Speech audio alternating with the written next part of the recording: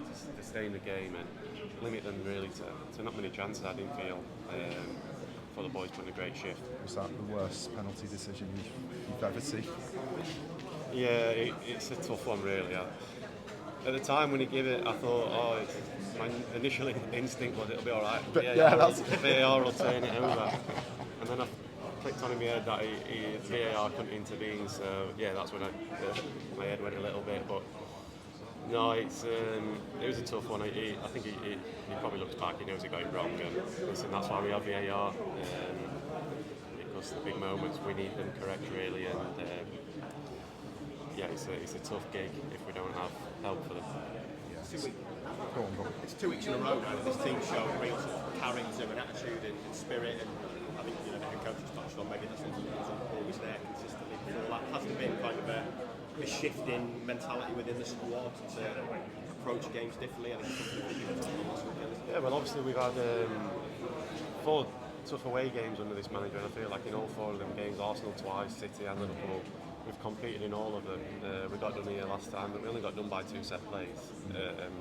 Apart from that, there wasn't much in the game. I felt like there wasn't much in the game, even though we were 1-0 up at 60 minutes, until obviously the sending off. Then we had to hang in there really. But yeah, I felt like the shape was good. We defended our box really, really well. Altay made some big saves when he needed to. But yeah, I think it's important that we stick together, but we also got to realise that we're still where we are in the league table, so we've got big games coming up. We can't rest because the league table is to look at the comparison, so we've got to kick on from this. It feels like your own game's in a very good place at the moment as well. You've been playing really well recently. Is this maybe as well as you played at United, do you think? You're in a good place? No, I think in my first couple of years at United was probably my best part of my career. You get back to it. Yeah, I think obviously I'm 31 now, coming up to 32 in a couple of months, but yeah, I'm getting back to that level. I also think I was at that level last season as well, so it's been 18 months now where I'd say I've been playing consistently well for this club again. There's no doubt I had a tough year in my 3rd season when Ralph took over. I wasn't at my best. I knew that. I knew I needed to find something to stay at this club because it demands good standards, high standards, and I feel like I found something.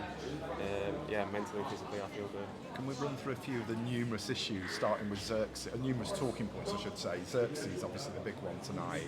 After what happened at the end of last month, you know, the reaction of the supporters have been really good towards him in the last 2 away games, and the narrative for us was just ridiculous. What can you say about him after what happened against Newcastle? Yeah, I've had a time for this club where things are tough and everyone seems to come against you, but one thing for sure is that the United fans stick with you, and when times were tough they stuck with me, and listen, I think that game against Newcastle, he was the unfortunate one to get brought off, and I think you could have subbed any 11 player off at that moment in time and they'd have all got booed. Because we were all deserved to get booed because we were awful in that first 30 minutes. He was the unfortunate one that the manager seen the tactical nous of it, and probably come on and change the game really that day. So it had nothing to do really with Josh, and he probably knows that, and he probably felt it at the time. It was disappointing for him, but no, I think it's a great ending today that he scores that winning penalty, and the lads have full faith in him because that's what he does. And just, I guess, similar theme with Bayindir, you know, not great in his last game at Spurs. He's another hero today as well. Is it just like, obviously, United great for narrative, but, you know, is that another example of the sort of character that we're talking about? Yeah, well, when you play for this club, the lows are really low and the highs can be really high. You've got to try and maintain yourself because there's going to be games where you play bad, and then games when you do play bad, everyone jumps on you. But then games when you play well, you become the best player in your position in the world. So you've got to maintain grounded, you've got to maintain level-headed. But yeah, he was brilliant tonight. He made some big saves at crucial moments. I mean, the penalty to get, if we'd have gone 2-1 down there, it would have been really tough to come back from that. And he made a great save from Declan as well late on. But no, that's what he's there to do. I'm sure he'd have been disappointed with his game against Spurs. We see him day in, day out at training. He could produce great quality saves. He's a good goalkeeper, experienced goalkeeper as well. So yeah, really pleased for him. And just last one from me. You've talked about these four big games that United have had under Amorim.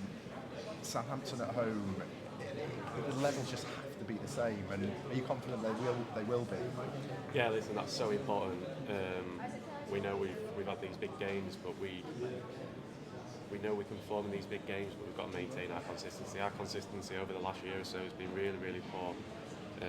We can produce moments. We produced a moment in the FA Cup final, played really well, but over a long period our consistency has been bad, so it's something that we do need to nail down starting with Thursday, because everyone over there will expect us to get the 3 points, and we need to maintain our focus and perform like we have done the last couple of games away from home, and we'll be alright. Harry, there's a realisation though within the dressing room now that when you play against Liverpool you do that, when you play against Arsenal you turn up like this, you can and should be competing with the better teams up there in the league. Yeah, definitely. We've got good players. We've got good experienced players who's had good careers, and we all have belief that we should be a lot higher in the table. We know that this squad to be sat where we are in the Premier League, it's nowhere near good enough. This squad, but it's down to us. It's down to us to change it. We've got to go on a little run. But like I said, you don't really look after results. You just got to look after the performances.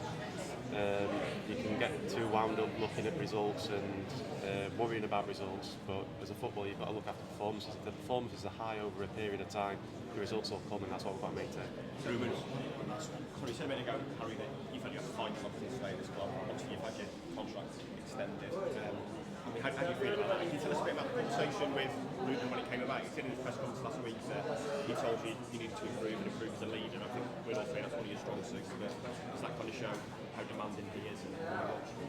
No, of course, he's really demanding. I think when it come across, Ruben said to me when it come across to him that I had an option, he said it was a no-brainer for him. So no, he's given confidence and belief that they want me at the club, they want me part of this project, and I'm happy to be here. I want this club to be back fighting for the titles, not fighting where we are at the moment in the table. So we've got a long way to go. Good performance tonight, but yeah, we've got to go again on Thursday. Harry, just a quick reaction to the draw. Thanks, Harry.